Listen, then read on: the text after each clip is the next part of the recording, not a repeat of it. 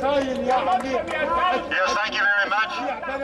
We will continue on, and then later we're going to look into the Quran. This man right here is a Muslim, and we are going to later look and see what does actually the Quran say. Is the Quran a book of peace, or is it, as many people say, is it a book of violence? We will open up the Quran and we will read that.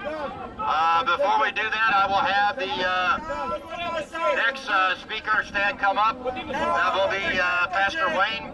Yes, thank you very much.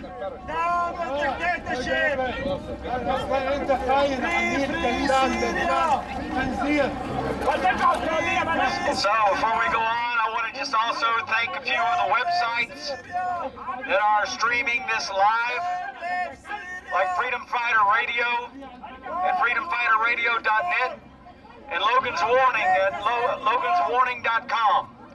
We thank them for their support. And why are we here? We're here to proclaim here in front of the White House what we proclaimed in front of our church in Gainesville, that Obama is killing America. Obama is killing America. Why would we say such a thing? Well, why would we say through a display there at a church in Gainesville where we have constructed the gallows? We have the gallows with a depiction of a aborted baby, with a depiction, an effigy of President Obama, with an effigy of Uncle Sam. But there in the hands of Obama is the Quran, which over his tenure, over his time here as President of the United States, he has displayed his support for the Muslim Brotherhood. He has displayed his support for Islam. He has supported financially. He has supported in speech his unity with Islam. He has supported in speech and in finances through Obamacare abortion. The killing of 3,700 babies per day in the U.S. Obama has, through the display of the homosexual flag, his support of the gay agenda, of same-sex marriage, against everything that is Christian. And as we as Americans, as we say, in God we trust, Obama is doing his utmost to destroy that. So we proclaim that Obama is killing America. We display it with words. We display it, like we said, with a visual prop, with symbolism there in front of the church, where finally America needs to stand up. And we need to kill Obama's political career as President of the United States. There at 5805 Northwest 37th Street, Gainesville, Florida, we have an effigy of Obama hanging in front of a church. We're not calling for any violence or death to Obama, but we are calling death to Obama's career as President of the United States of America. And it's time to end the killing of babies to abortion. It is time to end this war on the church, this war on Christianity in America by the President of the United States. It is time to elect a new president, a president that will put America first and foremost, a president that will cry out to God, not war against God. But why as a church, why as a Christian would we do such things?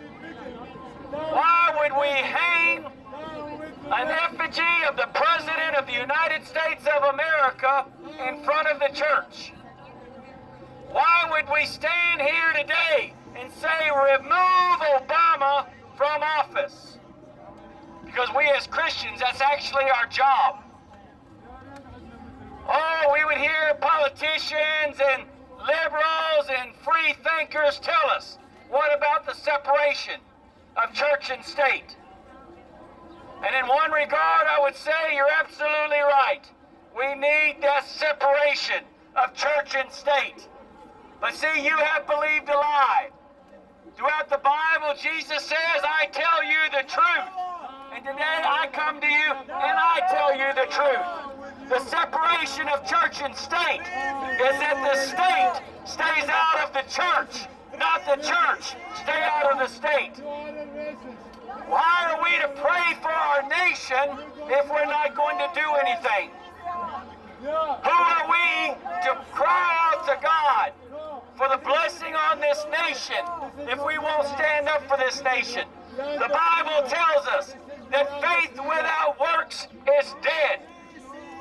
If we continue to pray and do nothing, if we continue to stay in the church, sing our songs, pray our prayers, put the offering in the plate and go home and believe that everything is going to change, we have deceived ourselves.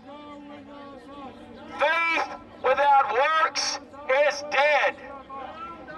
Faith with no action, faith without confronting evil is dead. America without Americans to stand up. Think about our First Amendment. Our First Amendment tells us, it almost commands us as the church to voice our grievance, to be able to stand here as Christians.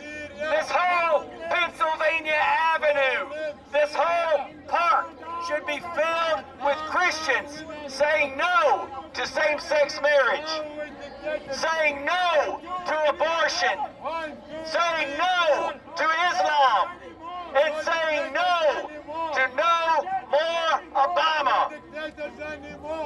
Where are the Christians? Where are the real believers? Those that will come out from behind the church walls. Where are the men of God that will not be ashamed? They will stand up, that will be hated.